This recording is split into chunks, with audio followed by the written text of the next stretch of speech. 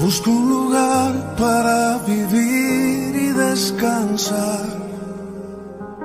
donde no hace falta ni llamar. El mensaje de hoy se titula Estar preparados. Leemos en el Evangelio de Mateo, en el capítulo 24, los versículos del 1 al 5. Dice así: Cuando Jesús salió del templo y se iba, se acercaron sus discípulos para mostrarle los edificios del templo. Respondiendo él les dijo: ¿Veis todo esto? De cierto os digo que no quedará aquí piedra sobre piedra que no sea derribada. Más tarde leemos en el versículo 3, dice: Y estando él sentado en el monte de los olivos, los discípulos se le acercaron aparte diciendo: Dinos, ¿cuándo serán estas cosas y qué señal habrá de tu venida y del fin del siglo? Jesús les contesta hablándoles de los acontecimientos y de las señales previas a su segunda venida.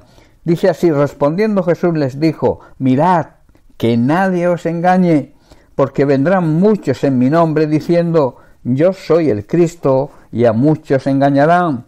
Hermanos, todos conocemos la fecha, el día de nuestro nacimiento, pero hay dos fechas que no conocemos: la fecha de nuestra muerte, aunque sabemos, según van pasando los años, que cada vez es más cercana, pero el momento exacto nadie lo sabe. La otra fecha es la venida de nuestro Señor y Salvador Jesucristo, donde una iglesia pura, blanca y resplandeciente, que son las cualidades de la santidad, será arrebatada y se producirán las bodas del Cordero. Esta fecha, al igual que la anterior, nadie la sabe. Mateo 24:36 Jesús dice: Pero el día y la hora nadie sabe, ni aun los ángeles de los cielos, sino solo mi Padre.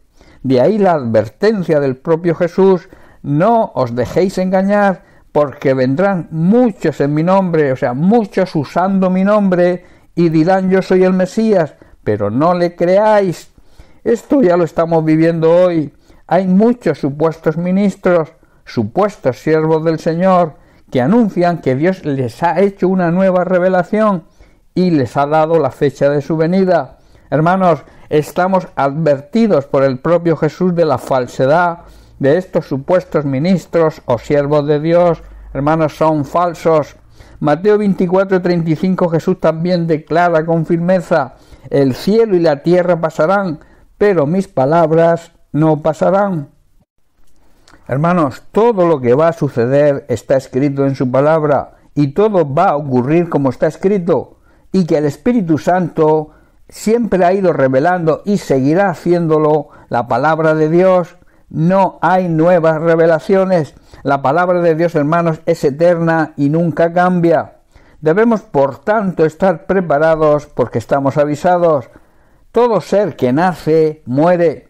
Nosotros, como seres humanos que somos, también lo haremos un día. Esto es algo que a todos les parece normal. En este punto debemos recordar lo que la Biblia declara en Hebreos capítulo 9, verso 27, donde dice el autor: y de la manera que está establecido para los hombres que mueran una sola vez, y después de esto el juicio. Cada persona, cada ser humano está destinado a morir una sola vez. Esto tira por tierra la doctrina de la reencarnación, y después de morir viene el juicio, viene la aplicación de la justicia de Dios. De la misma manera que es cierto que todos vamos a morir, también es cierto que todos seremos juzgados, unos para salvación y otros para condenación. Por otro lado, es algo que a los que creemos nos debe llenar de gozo, recordar el mensaje de su gracia declarado por el mismo Jesús. En Juan 5:24 lo podemos ver.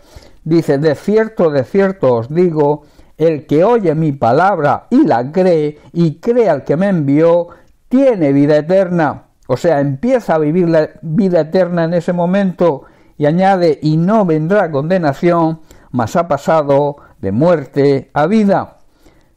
Pasa de la muerte espiritual eterna, o sea, la condenación eterna, a recibir vida y vida eterna, la eternidad en la presencia de Dios. Quiero dirigirme ahora especialmente a aquellos que todavía no creen, a los que espiritualmente están muertos, aquellos que niegan la existencia de Dios, aquellos que no creen en Jesucristo.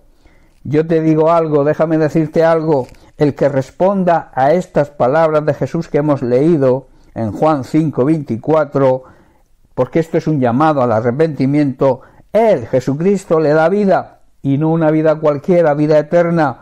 De ahí el significado de nacer de nuevo, que significa resucitar de una vida de pecado, de una muerte espiritual, a una vida plena, a la vida eterna. Nacer de nuevo significa pasar de muerte a vida. Por este motivo, y recordando el segundo acontecimiento que hemos hablado, y que es la segunda venida de Cristo, el cual vendrá a recoger a todos los que son suyos, a los que han respondido a su llamado y lo han recibido como Señor y Salvador personal.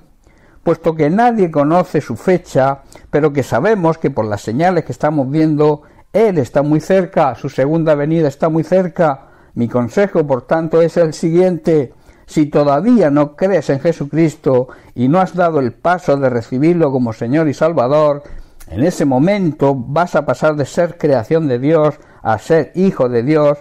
Que lo hagas lo antes posible, pues debemos estar preparados para que cuando Jesucristo regrese podamos partir con Él y disfrutar en su presencia por toda la eternidad.